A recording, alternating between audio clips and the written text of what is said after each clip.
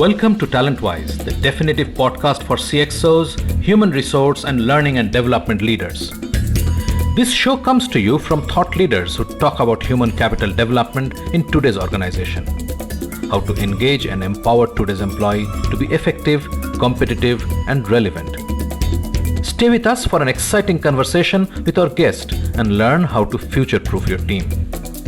I'm your host Shubhanjan, founder of Knowledge Bridge.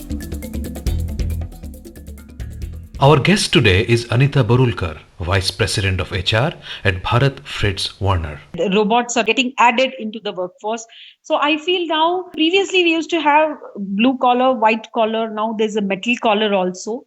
So first of all, HR needs to get ready to align all these different kind of a workforce. Instead of they getting scared of each other, instead of they getting forming something against the other category of employee, I think they should first adopt that, yes, it's going to be a reality, or it's going to be, this is what it is going to be. So how soon they get ready, they get prepared, I think they'll be able to work together better and without hampering each other's interests. Anita Borulkar is known as a compassionate HR leader. Trained on large-scale interactive process and in the HR Value Proposition School of Thought, she has developed practical HR tools, formats and processes for effective implementation of HR in manufacturing sector in engineering industries. She has been awarded the Women Leadership Award by World Women Leadership Congress this year. Now, on to this great episode of TalentWise with Anita Borulkar. Good evening, Anita. Welcome to TalentWise. It's wonderful to have you here, and I have been waiting to talk to you for a few months because I was so keen that we bring your views on how the change in the workspace is impacting manufacturing.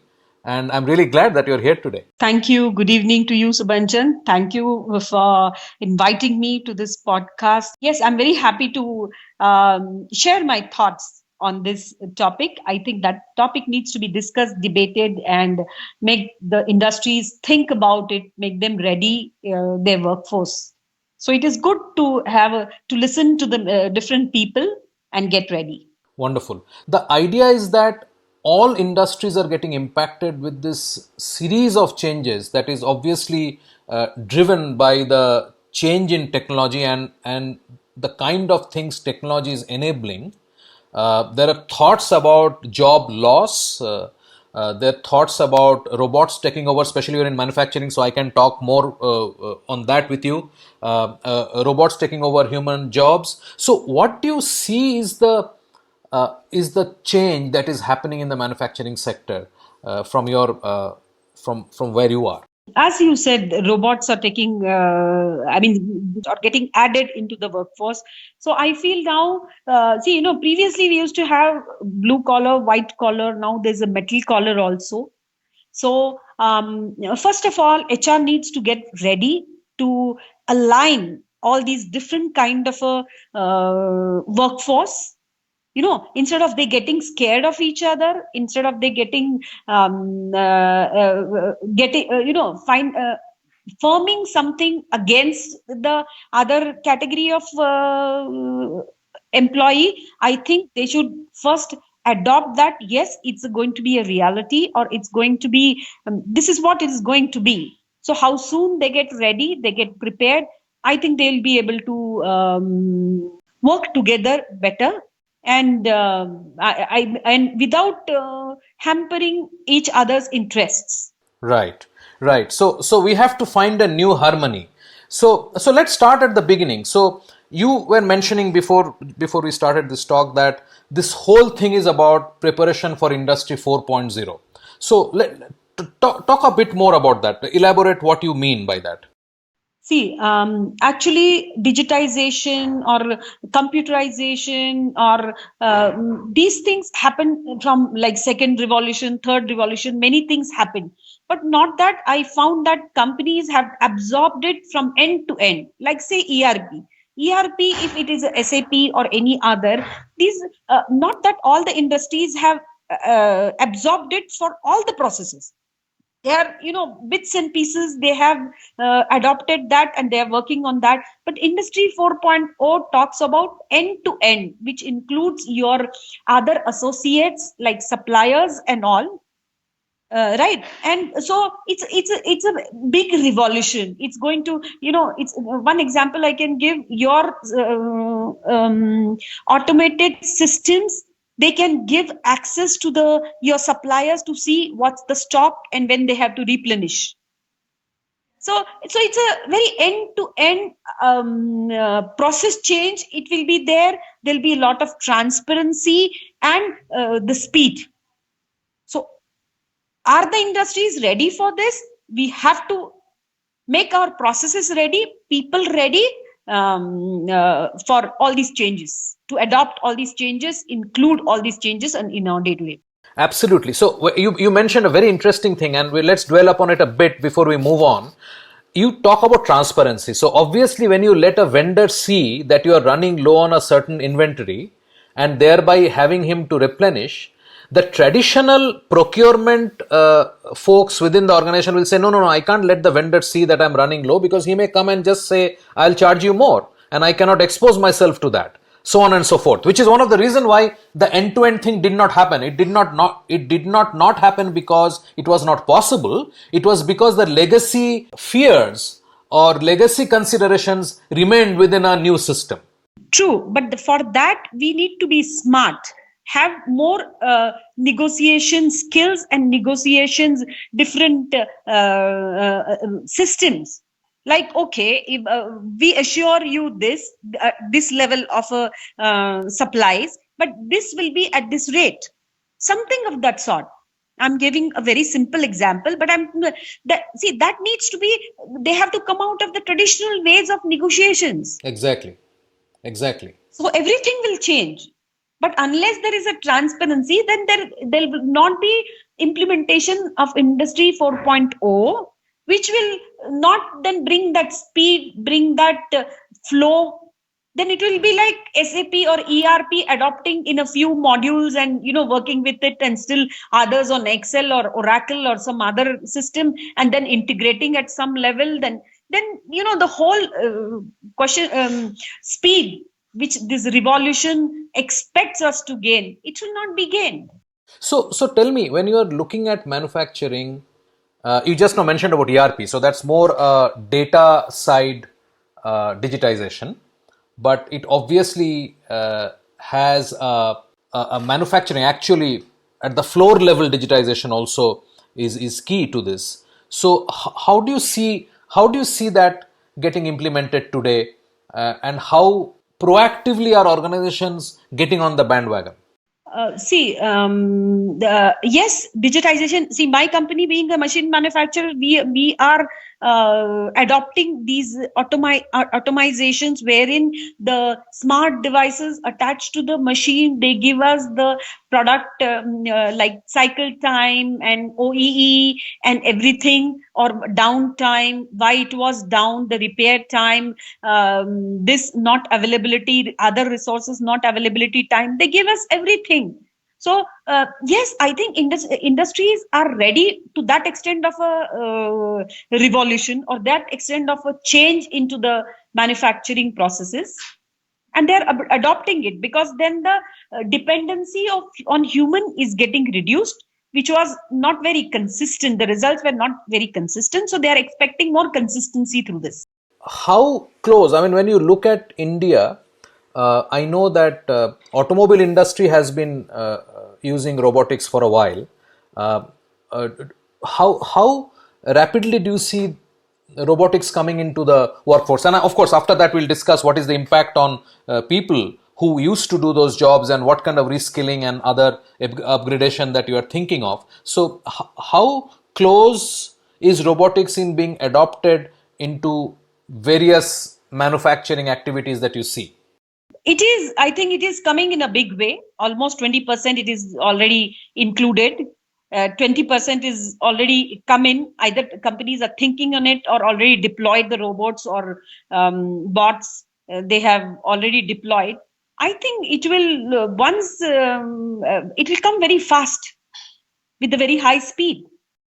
So now that brings me to the second point, that when late 80s, early 90s, when the government was pushing for computerization, there was a lot of pushback, especially in banks, about computerization and the fact that people will lose their jobs, so on and so forth. So people sort of thought that computers will actually replace humans. When you're looking at your blue collar workers in the factory floor, what do you hear them talk when you're talking of robotics or bringing in robotics into the assembly line?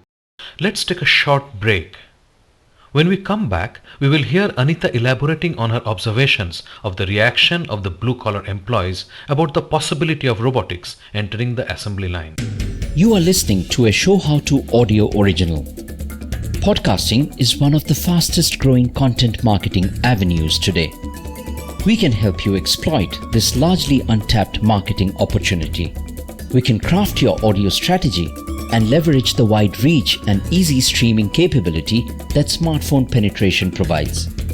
It is powerful and personal. Talk to us to find out how podcasting can help you build your brand and reach out to target audiences. Welcome back. Before the break, I asked Anita, as a HR leader of our organization, what does she hear from the blue collar employees about the possibility of robotics entering the assembly line? Let's listen in to her response. Yeah, they fear that maybe they have to give more output along with them, but they also have realized that this is a reality. We can't escape it. Yeah, but there's a fear that how many jobs will be lost, and the speed, how much output we have to increase, because the expectation will increase. So that fear is there. But I think they are open for reskilling. They think that there is no alternative. They're thinking for reskilling. So as a HR leader, so do you see the ability of an organization to reskill most of the human resource, or it will be parts of people who can be reskilled and some will have to go? Yeah, I think those people who are unable to, pick up those skills. There's no inherent potential to pick up those skills. Maybe they will become redundant. Yes, there is a possibility. But if they pick up not this, but any other skill, there's still a scope. Even though they go out, they will have to pick up some other new skills only, because the traditional skills are no longer working in the market for even for the traditional jobs. So even not this, if they have to go out and earn, that reskilling is required. If they do it here, that's better. Right. So what kind of new skills do you see? I mean, can you give an example of that? If these are the kind of jobs which this kind of automation will actually replace, and these are the kind of alternate jobs or the alternate skill upgradation that one should look at. Would you be able to elaborate at all on that? See, it depends on the industry to industry. Like manufacturing industries, like programming, these guys will have to pick up programming, to certain extent coding. They will have to pick up the different design skills. So all which are inbuilt into these computerized systems, they will have to pick up those skills as far as this is concerned. Manufacturing is concerned. Broadly, what kind of preparation do you see in the top management? The fact that things are changing, the fact that the old way of doing business, like you gave that good example of ERP, the fact that you cannot just have a partial ERP running in pockets of the organization, but it needs to be seamless, it needs to be forward integrated or backward integrated, I mean, with the customer as well as backward integrated with the suppliers. What else do you see the management should be focused on, and how prepared do you see or willing do you see them to be? See, they have started thinking aggressively, no doubt about it, but not that everything has come into action. Yeah, they have started thinking aggressively on it, and they can see that what the changes are coming, what these things are coming, which is suitable to their industry, their sector. They have started formed the groups to study it. and the important the things which will impact them more. And do you think, because when I talk to a lot of other guests, I hear that many a times they find top management not hugely focused on this unless they're like early 40s or late 40s.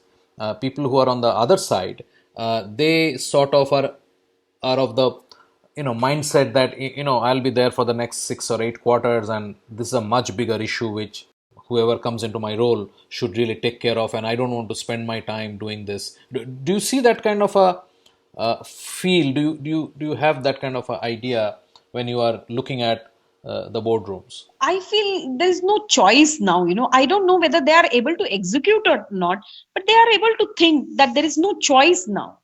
It is going to come, and I need to prepare my organization, whether I'm here for 2 quarters or 3 quarters or whatever it is.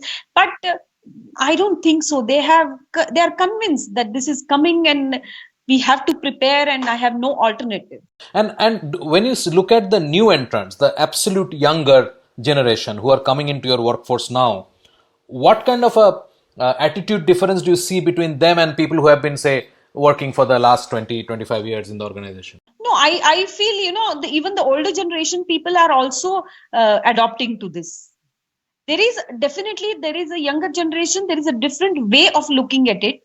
And, fast, they feel that's the way of life. These people feel, oh, that's coming and we have to do it. Yes, approaches are different from both the generations, but it is there. It is not that one set is saying, look, I don't want to change, and the other side is saying, yeah, I come with change. So it's nothing like that. No, because these older generation, they see at their home, their children, this thing coming into this age, and other aspects of life like retail or any other, it's changed so much. So they are expecting that this is going to hit us, and I have to change. So they can see that the environment is changing. So obviously it will impact my work, and obviously I need to change and make those adjustments as well. Which are the sectors which will be hit most, and what they should do when they're preparing for skill upgradation? What kind of program they should have in place in terms of ensuring that their workforce is up to date and ready for the change? See, the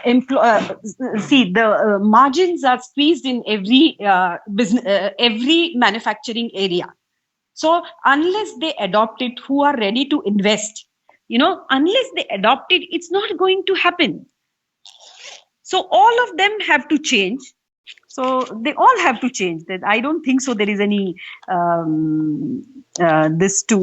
major difference that this sector is going to get impacted first, and this will be impacted next. Okay. Yes. So then coming to the readiness part, what are you doing in terms of putting a program in place to ensure that your workforce is fully up to date and their skills are upgraded, and what kind of programs do you think manufacturing companies should have to ensure that their employees are future ready?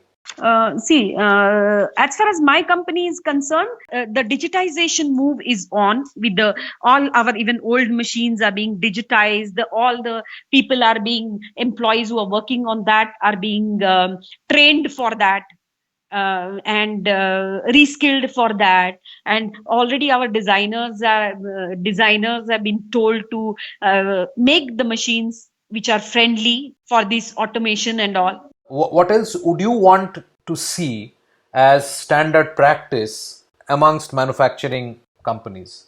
See, standard practice meaning, I think, train and retrain the people, and get more and more digitization end to end. That will help everybody. Also, people will believe that yes, we are serious and it's not happening in bits and pieces. But yes, and that will only give you cumulative benefit. Bits and pieces will not give. So these are like skills in design, as you said, in process automation, and maybe even actually managing the robotics components of manufacturing. These are the skill sets that you see being required, and that's where you think skill upgradation should happen. Yes. Talentwise is brought to you by Knowledge Bridge. We produce customized and multilingual visual training content. We have worked on complex processes, products, and skills development for large blue chip brands such as Tata Motors, Mahindra First Choice, Homelane, Epson, Toyota, Citibank, and Consol Neowatt, serving diverse industries. Talk to us for your next custom content requirement and be pleasantly surprised. Call us on 99021 631 32. Thank you, Anita. I really appreciate your taking the time, and it was wonderful talking to you. And I would love to come back to you in the next season and get some updates on what's going on in your side of the business. Sure, sure. Thank you, Subharanjan, for inviting me. And it was nice talking to you, sharing my thoughts on it and our preparedness. Thank you very much. I'll be happy to join you next time too. Thank you for being with us today on TalentWise. We hope we helped you focus on some actionable ideas today. It was certainly enlightening for us. We hope to see you again on our next episode. If you liked what you heard, subscribe to the show in your favorite podcast platforms like iTunes, Google Play, Spotify, or wherever else you get your podcasts from, and give us a rating while you're at it. Thank you in advance. This Show How to Original podcast is produced for Knowledge Bridge, the multilingual visual training platform and custom training content creators, by Show How to Audio. Hosted by Shubhanjan Sarkar and produced by Rajiv Aditya. See you next time.